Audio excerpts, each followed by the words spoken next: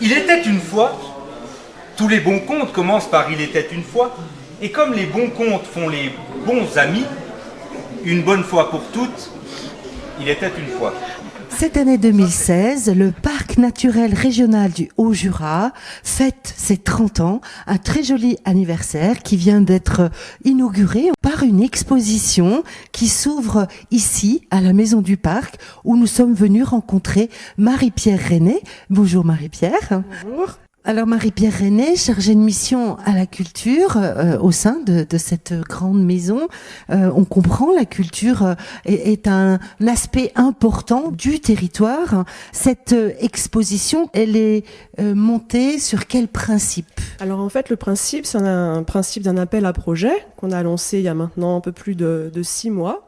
Donc un appel à projet aux artistes pour qu'ils nous proposent une œuvre autour du thème de la carte. Ça s'adressait plus précisément à des artistes professionnels, mais on l'a quand même largement ouvert à d'autres professionnels, on va dire, comme des architectes ou des paysagistes.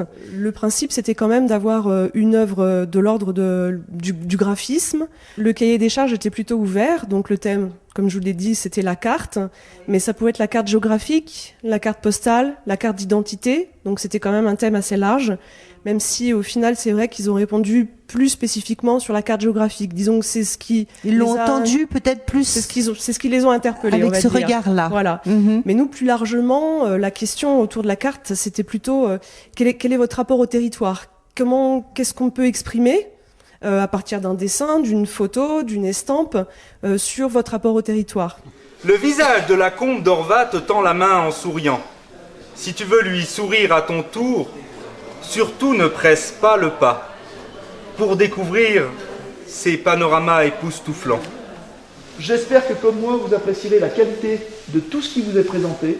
On voit bien que cette idée du territoire, cette idée d'un territoire qui effectivement prend du sens, et le sens, il passe aussi à travers des œuvres artistiques. Et nous, chez nous, l'identité territoriale, c'est quelque chose que nous vivons depuis 30 ans avec ferveur.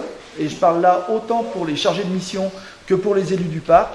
Et on espère, à travers ces œuvres, qui moi me paraissent très représentatives, extrêmement représentatives de notre territoire, eh bien on espère vous la faire partager. Donc ça supposait que ces artistes soient peut-être des citoyens, enfin des habitants du territoire, ou qu'ils le connaissaient. Alors dans le cahier des charges, on a quand même spécifié qu'il fallait qu'il y ait un lien, même ténu, on va dire, avec le territoire. C'est-à-dire qu'il fallait quand même que les personnes les visitaient à un moment donné en tant que touristes ou en tant qu'artistes en résidence, parce qu'il y a quand même quelques artistes de cette expo ici qui ont répondu parce qu'ils sont venus en résidence, ils ont été invités par des partenaires culturels, comme le musée de l'Abbaye par exemple, ou la maison de la poésie transjurassienne. Qui avaient déjà découvert le territoire et qui du coup avaient un lien.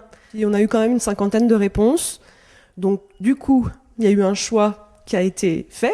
C'est vrai que nous, ce qu'on a eu, c'est pas les œuvres en tant que telles, on a eu simplement un projet d'œuvre.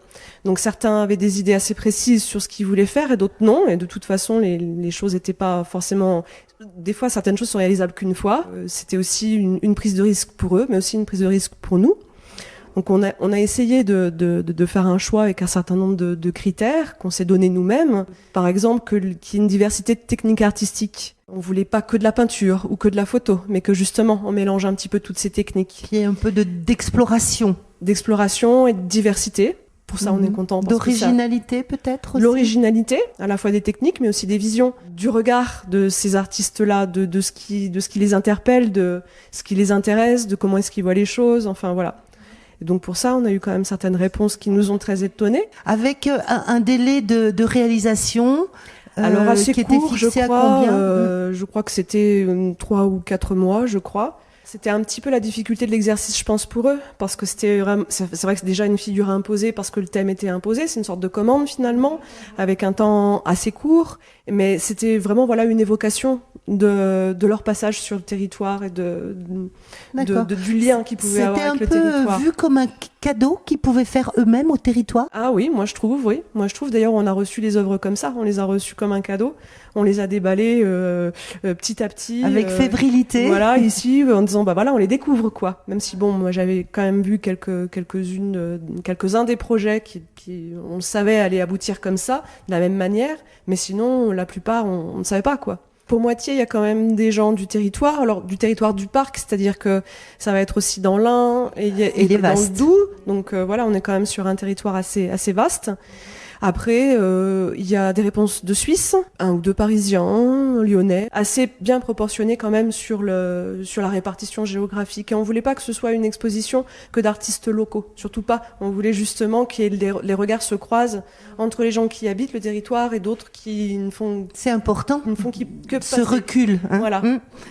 Dans une contrée où les lions font borne, où les hirondelles volent en ligne bien rangée, où les hérissons cascadeurs défient les licornes, où le col de la faucille sert aux frontaliers, où les combes sont belles, où l'amour a toute sa place, où le vous est gland, où les boues sont choux, où les chats sont sales, où les vulves osent.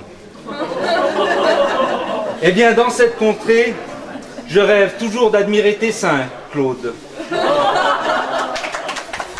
Joëlle Gagliardini, vous êtes artiste au Jurassienne ou Jurassienne? Au Jurassienne, hein. Surtout aujourd'hui avec toute la neige qui tombe. Là, ça vous plaît? Oui. Vous avez participé, vous, à cet appel à projet. Le thème, c'était carte blanche. Donc j'ai imaginé une carte géographique où d'habitude on est très très haut pour voir les territoires de très loin et les poser sur 1 mètre carré. Sauf que moi j'ai sauté, je suis descendue à ras les fleurs. Et en fait, j'ai récolté les ombres des fleurs du lac de la Moura. Et au feutre, j'ai dessiné le tour des ombres sur le papier et après, j'ai mis de la couleur. Porter le territoire autour du cou, ça vous évoque quoi? En fait, un foulard, c'est presque comme un doudou. Ah. C'est un réconfort, comme ça. Et là, on peut... Il vous protège un peu. Voilà. On Ok. peut mettre... le lac de la Moura, pour moi, c'est le meilleur endroit du monde. Enfin, en fait, c'est mon jardin là-bas. Autour de moi, même en hiver. Une femme sans visage, c'est comme une fleur sans pétales, comme une fleur sans couleur, comme le doute qui s'installe, comme une caresse sans douceur, comme une science qu'on étale, comme une cuisine sans odeur, comme la glace sans cristal. Une femme qui sourit, c'est comme la peur qui détale, comme une fleur qui fleurit, comme une note de récital. Comme la lumière qui nourrit, l'humain comme le végétal, comme une pilule qui rétablit toutes les constantes vitales. On peut voir cette exposition Marie-Pierre Aîné jusqu'à quand, ici, à la Maison du Toute Parc? l'année 2016, voilà. Toute l'année? Toute l'année 2016. Ah bah ça sera laisse du toute l'année temps, c'est 2016, parfait. Et je pense qu'on va essayer de faire vivre l'exposition aussi, en dehors du vernissage. On va essayer de proposer peut-être des temps festifs tout le long de l'année, peut-être encore 1 ou 2, jusqu'au décrochage de l'exposition. D'accord. Pour que qu'on puisse la découvrir et puis que ce soit un peu interactif, quoi. Voilà. Avec d'autres temps forts dans Alors, pour les 30 ans- l'année de ces 30 Pour ans. les 30 ans du parc, d'autres temps festifs Oui. vont être organisés. Conviviaux, ouais. Voilà, et notamment le 2 et 3 septembre, ici à la Joux. Voilà. Des renseignements qu'on pourra avoir plus complets sur parc-o-jura.fr. Donc vous avez dit qu'on pouvait voir cette exposition qui s'intitule comment? 30 ans, 30 œuvres, 30 artistes. 30 fois merci Merci à vous. et à très bientôt pour un autre événement Merci. de 30 ans de vie du Parc naturel D'accord. régional du Haut-Jura. Merci. Merci. Dans une contrée lointaine, ou pas, était un conte qui savait compter comme on compte sur ses doigts, mais qui ne savait pas compter comme il était une fois. Sans compter que dans cette contrée, on ne comptait plus les conteurs qui comptaient à toute heure des contes à tout propos, mettant en scène des princesses, des dragons, des ogres, des citrouilles et même des fromages.